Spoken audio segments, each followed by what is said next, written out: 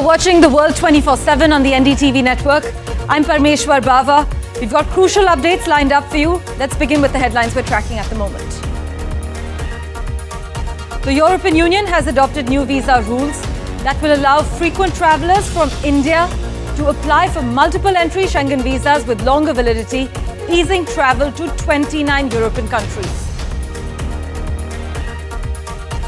Nearly 66,000 Indians officially became American citizens in 2022, according to the latest Congressional report. Rishi Sunak's Rwanda bill finally cleared Parliament after 8 hours of debate as MPs and peers sat through the night to pass the flagship legislation. Iran's President Ebrahim Raisi has refused to join ranks with Pakistan's Prime Minister Shehbaz Sharif when the latter thanked him for supporting Pakistan's stand on Kashmir.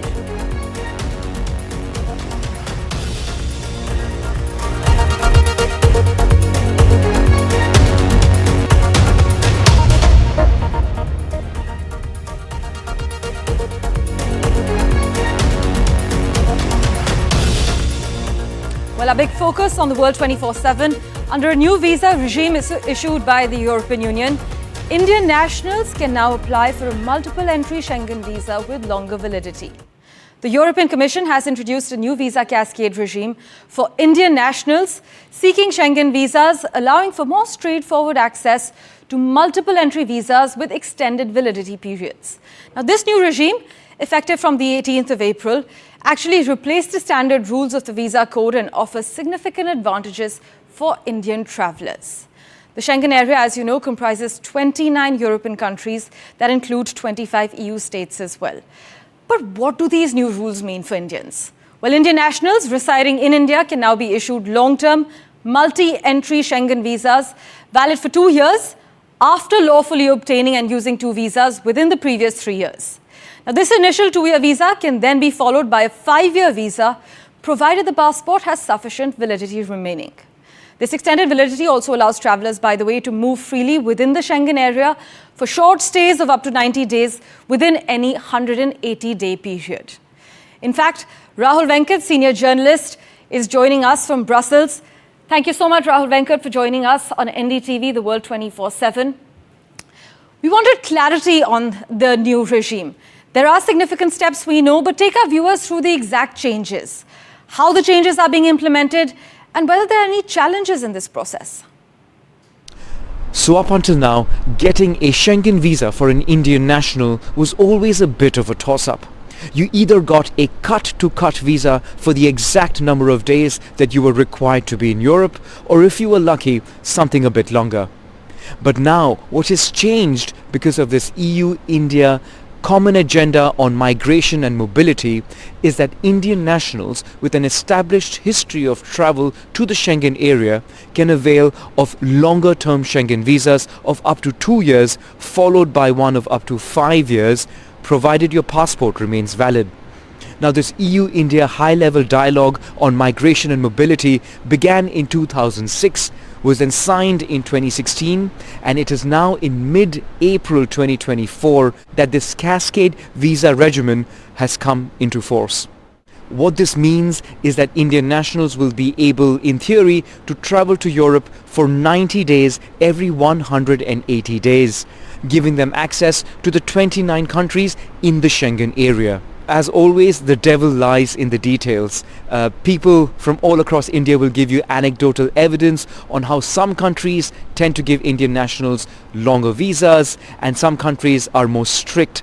So now, how each EU member state interprets and then implements this new ruling remains to be seen. It will definitely help spark more people-to-people contact between the world's 2 largest democracies to try and unlock the potential of this partnership that has so far not lived up to its promise. For NDTV, this is Rahul Venkat in Brussels. In other news, a total of 65,960 Indians officially became US citizens, making India the second largest source country for new citizens in America right after Mexico, according to the latest Congressional report. Now, an estimated 46 million foreign-born persons resided in the United States in 2022, approximately 14% of the total US population of 333 million, according to American Community Survey data from the US Census Bureau.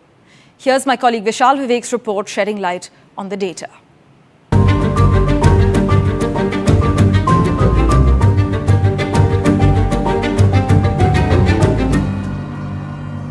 India is the second largest source country for new citizens in the US, with nearly 66,000 Indians becoming US citizens in 2022, according to a report by the Independent Congressional Research Service. Mexico represents the largest number with about 1,29,000 naturalizations. The report also says that about 42% of India-born foreign nationals are not eligible to become US citizens. On the other hand, about 2,90,000 India-born foreign nationals who were on the green card were potentially eligible. Meanwhile, according to American Community Survey data from the US Census Bureau, an estimated 46 million foreign-born persons resided in the US in 2022, which is approximately 15% of the total US population of 333 million. The numbers seem to be big, but it is far from easy to become a US citizen these days. Let's take a look at this yearly data in the financial year 2023. There were over 4 lakh pending naturalizations in applications in the US. The year before, there were about 5.5 lakh pending applications. If we go as far back as 2020, it becomes clear that pendency has reduced, but a significant number of applications still need to be processed. And for further clarity, joining us on NDTV at the moment, Soundarya Balasubramani. Thank you so much for joining us on the World 24/7. You know, with so many countries introducing new measures to curb immigration, is the US likely to see a massive influx of foreigners? Yeah, so there's different ways to enter the US. And one of the popular ways is to enter the US for higher education. And in 2023, there were more than 1 million students, international students, who were studying in the US. And specifically, there were more than 250,000 students from India who were studying in the US higher education in 2023. And this has come to pre-pandemic levels right now. And in fact, there was 35% increase in 2023. And so I guess my point is that this is not slowing down based on the last few years. And I suspect that we will keep seeing more and more students moving to the US for education, at least for the next few years. At the same time, there has been mass layoffs that happened in America over the last year and a half. And so a lot of international students they had to leave America and go back to their home country because they couldn't find a job within the time period that they had to. And so I do think we will see the impact of these mass layoffs and people leaving the country in a few years, and that having an impact on reducing the number of incoming students, because students may not look to America as a destination anymore. But at least for the next 3 to 5 years, I don't think it's going to slow down. And we will keep seeing an influx of international students and immigrants.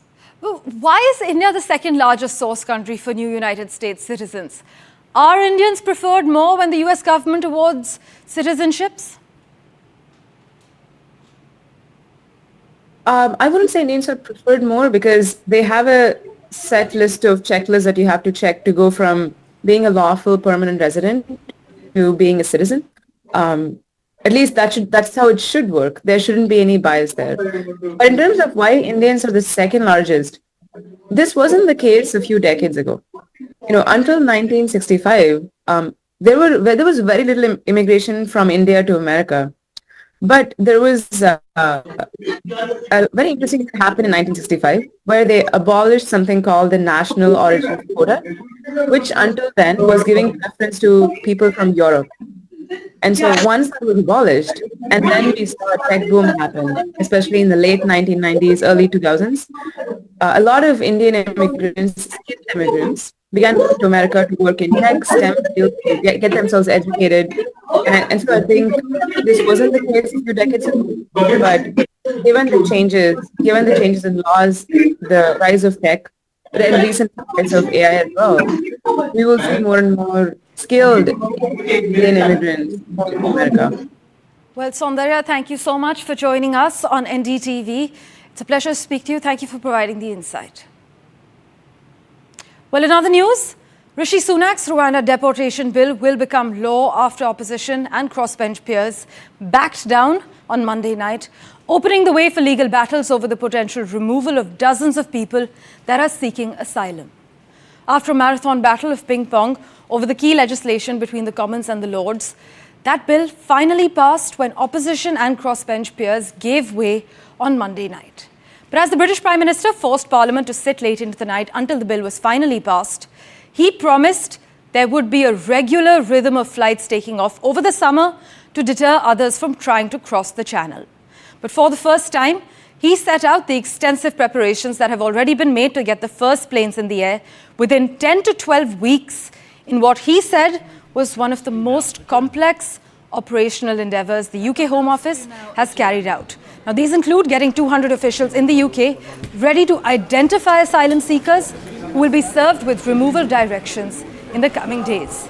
In fact, this bill, believe it or not, it's expected to be granted royal assent on Tuesday, but this deal will cost £1.8 million for each of the first 300 deportees. This is what the UK National Audit Office has confirmed. This figure now isn't completely foreign, even though it's absolutely flabbergasting, because last month the British Parliament's spending watchdog had said that the British government's controversial plan to send asylum seekers to Rwanda might end up costing more than £600 million to deport 300 refugees. Well, switching tracks, the prosecution in Donald Trump's hush money trial accused the former president of a criminal conspiracy and cover-up to hide a sex scandal ahead of the 2016 presidential election. It was election fraud, pure and simple. This is what a lawyer told the jury during the opening statements at the historic trial in New York. Setting out the case for the defense, Trump's lawyer said his client had committed no crimes and that it was not illegal to try to influence an election. Right, and joining us with an update from New York at the moment, William Denslow. Let's go across to him. Opening statements, prosecutor Matthew Colangelo argued that Donald Trump had committed election fraud, pure and simple. The prosecution painted a narrative accusing Donald Trump of attempting to hide and prevent potentially politically damaging stories from making it public in the lead up to the 2016 presidential election. The prosecution alleged that Donald Trump paid hush money to the porn star Stormy Daniels through a fixer in a bid to make that payment as hard as possible to discover. We heard from Todd Blanche, representing the defence during opening statements, arguing that the prosecutors laid out a neat narrative, but they said it's simply not true. Blanche adding that Donald Trump had committed no crimes. He said that even efforts to influence an election, there's nothing wrong with that, he argued. He said that is simply what democracy is. We've also had the first witness take the stand during this trial. That is David Pecker, who owned the firm that controlled the National Enquirer, who are accused of catching and killing potentially politically damaging stories about Donald Trump in the lead up to the 2016 election. He is expected back on the witness stand Tuesday. On Tuesday, there's also expected to be a hearing on Donald Trump's gag order that prosecutors allege that he has been violating. The gag order was put in place by Judge Juan Machan in an effort to prevent the former president from attacking witnesses during this trial. Prosecutors, they say that such violations of the order could result in fines or even up to 30 days behind bars. Donald Trump has said that this gag order is unconstitutional. He has railed again against the case as a whole. He says it is election interference, all in a bid to hurt his chance of regaining the White House come November. William Denslow, NDTV, New York. And a special report lined up for you on the other side of this very short break of a Calcutta-born chef who ran a supper club in her home and now operates Darjeeling Express in London, Soho, with what she calls an all-women team of housewives. You don't want to miss this.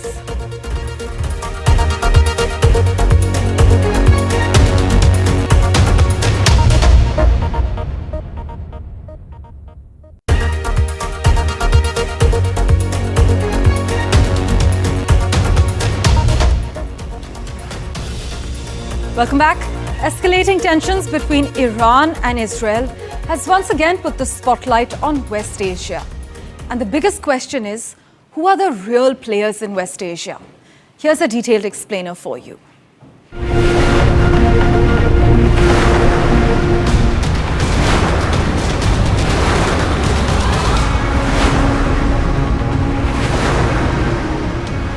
West Asia is one of the most vital geographies in the world, not just because it holds the key to the energy security of most of the world, but also because of its religious and cultural importance. And escalating tensions between Iran and Israel has once again put the spotlight on this region, with the biggest question being, who are the real players in West Asia? Let's decode.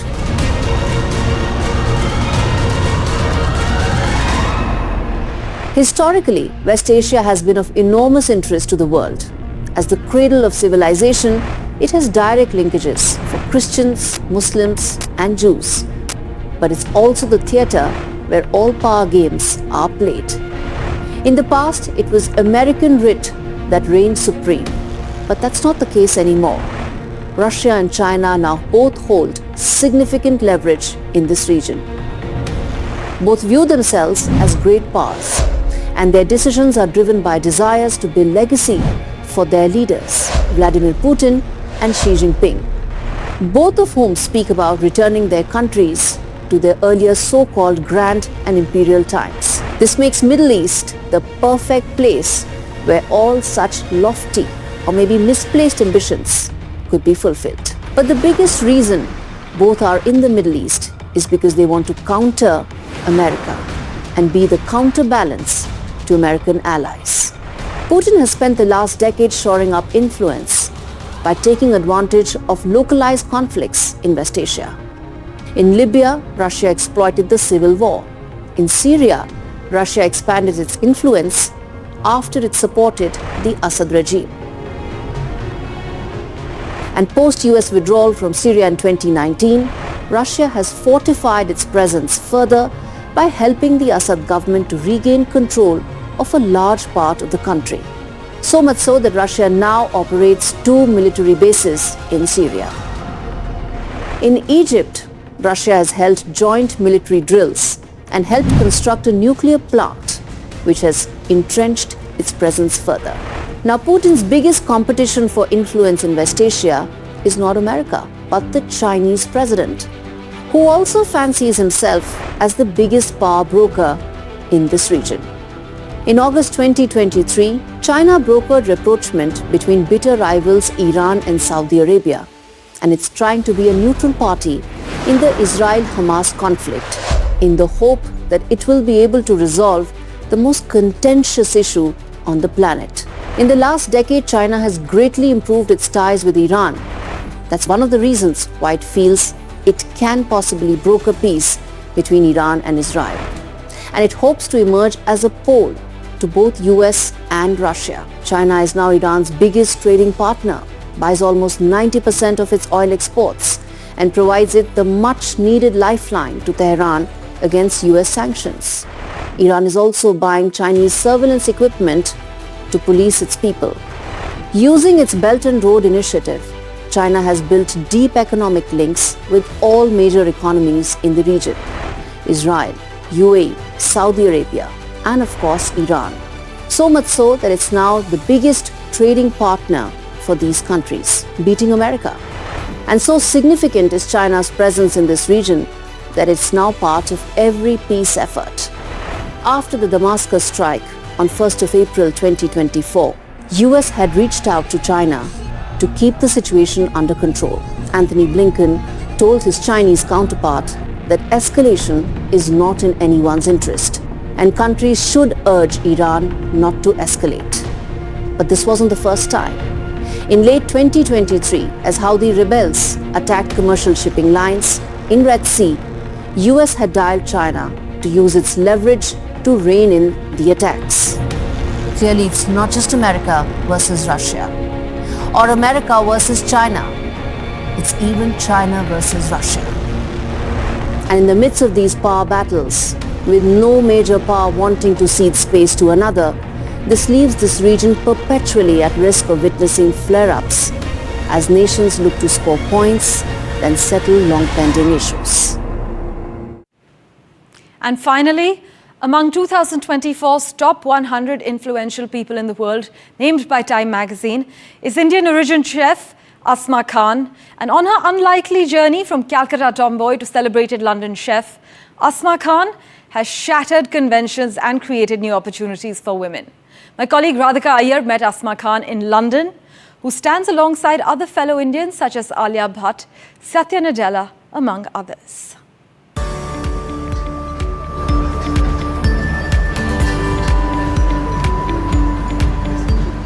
In the heart of central London, one woman with her gang of many strong women is redefining and exhibiting Indianness like never before without a filter. I'm about to meet one of Time magazine's top 100 influential people, Asma Khan. Heading to the bank with money and a lot of goodwill is Darjeeling Express, a restaurant in the heart of London specializing in Indian Mughlai and Bengali dishes. From kosher mangsho to momos to badami bengan to baba doi, you'll notice that they're all being made with heart by women. Some who have never been to college or university, some who have ran street businesses in Indian railway stations, and some who are qualified aspiring chefs. Restaurateur and author Asma Khan, a PhD in law, transitioned to being a chef. Her love for food, her upbringing in Kolkata, and her fond memories of stories during mealtime as a child inspired her to use Indian food as a tool to make a bigger statement on female power. I was driven by the politics of injustice. I was driven by the recognition that in every house in India, it was a woman cooking or the matriarch, but when it came to restaurant, it was men. And why we were seen as unprofessional. Everyone wants our roti when it's free. No one wants to pay for our roti. And I just thought, this is so wrong. I sort of was driven really by deep sense of this mission that, I really want to do something. That it happened to be a restaurant, that happened to be food, was not really the intention. I was studying law. I did a PhD in law. So I was looking at it in a legal way to fight this, to fight injustice. But I really wanted to cook. And a lot of people were like, you're a lawyer and you've got a PhD, why do you want to cook? But I didn't fully think that this would ever happen. And I thought, why don't I use this way of communicating, of using food as a language of love, but also using it as a battle cry for justice. Asma is the second daughter to her parents. The 54-year-old says a second daughter is a regret many a time, more than a celebration. With a part of the profits she makes, Asma sends laddus and firecrackers to homes in India where second daughters are born to spread some cheer. While she is Time magazine's top 100 influential people of the year alongside Alia Bhatt, Satya Nadella among others, loved and celebrated in London, Asma has other plans for herself in the foreseeable future. This is that scene from Swades. I feel the call to go home. Now, I'm getting emotional about that. At some point I will go. Because there is something very difficult. When you live away for a long time, there is something about even the brick and the dust that flies, they recognize you going on your way. Over here, I can be wherever, I can be on any stage, I can have all the accolades, but I don't feel the earth recognizes me. Radhika Iyer in London, NDTV. Well, thank you for investing your time in watching this edition of The World 24/7 on the NDTV network. We'll keep tracking the latest developments for you. Do stay tuned.